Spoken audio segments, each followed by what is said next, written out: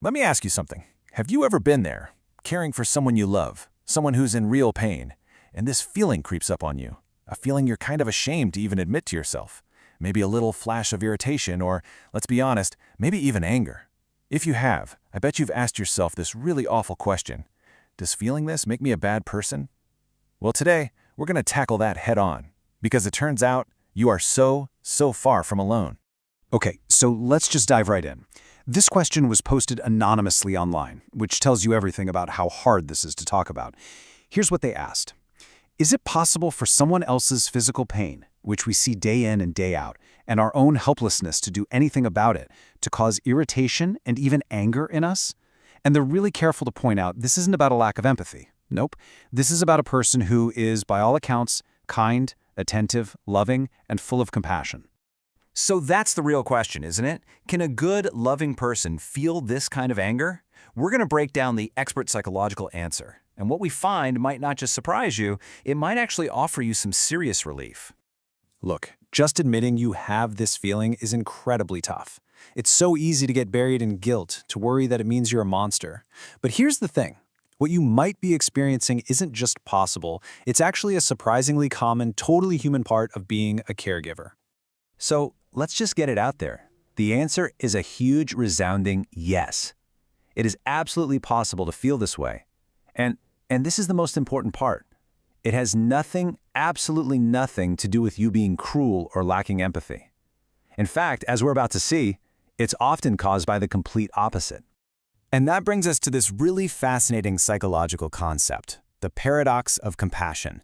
You see, the anger that caregivers sometimes feel, it doesn't come from having too little empathy. The paradox is that it often comes from having too much, for too long, with no escape valve to release the pressure. You know, psychologists actually have a name for this. It's called compassion fatigue. It's the state of emotional and physical exhaustion that just hits you when you're caring for someone in chronic distress. It's literally what happens when the well of your compassion starts to run dry. And this isn't some rare thing. It affects doctors, nurses, and, crucially, family and friends, the everyday people on the front lines of care. So, okay, why does this happen?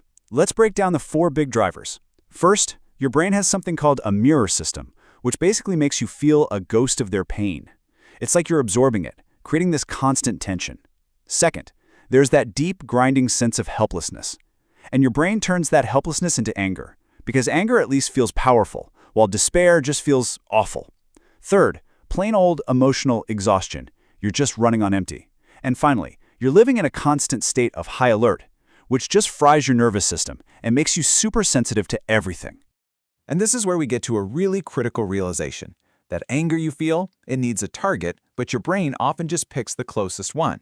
So we need to get really clear about who, or rather what, this anger is actually aimed at. Let's be perfectly clear on this.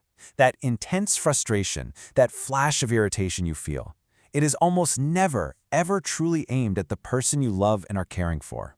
These are the real targets. The anger is for the illness itself. It's for the crushing unfairness of the whole situation, for the injustice of their suffering. And maybe most of all, it's aimed at your own profound powerlessness to fix it. The thing is, the illness doesn't have a face you can yell at, so that anger gets misdirected and lands on the person who's carrying the illness. You know, psychologists often call anger a secondary emotion. Think of it like the tip of an iceberg. It's the part you can see. But underneath the surface of that irritation, that's where the real stuff is hiding. Deep, profound sadness for what's been lost, bone-deep exhaustion, a terrifying fear for the future, and just this overwhelming grief for the normal life that you both used to have. Okay, so all of this builds to what might be the single most liberating idea in this entire explainer. We have to draw a big, thick line between two very different things. The emotion you feel, and the behavior you choose. Just think of it like this, right? Feeling a flash of anger is an involuntary reaction. It's human. It's like flinching when something comes at your face. It does not make you a bad person. But acting on it, saying that sharp word, giving that cold shoulder, that is a behavior, and behavior is a choice. Being able to notice the feeling, acknowledge it, and then choose not to act on it, that isn't just possible, it's a sign of incredible maturity and love. So, if any of this is resonating with you, if you're stuck in this impossible feeling conflict, what can you actually do about it? Because this isn't just about understanding the why. There's a real practical path you can take to manage these feelings and find some relief. All right, let's walk through 5 concrete steps. Number 1, name it. Just say it to yourself, without judgment. I am angry because I feel helpless. It's amazing how that can rob the feeling of its power. 2, consciously separate the person from the illness in your mind. Remind yourself who the real enemy is. 3, find a healthy outlet. Talk to a therapist, a friend, go for a run, scream into a pillow, do something that's just for you. 4, accept your limits. This is a big one. You are not a superhero, you cannot fix everything. And finally, number 5, and this is absolutely non-negotiable, you have to prioritize self-care. You just cannot pour from an empty cup. It's not selfish, it's essential. I really want to end with this one powerful thought. The very fact that you worry whether these reactions are bad shows a preserved conscience and empathy. I mean, just think about that for a second. Truly bad people don't lie awake at night worrying if they're bad.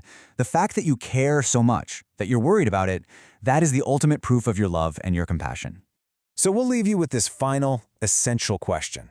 It's really the central challenge for every single caregiver out there, isn't it?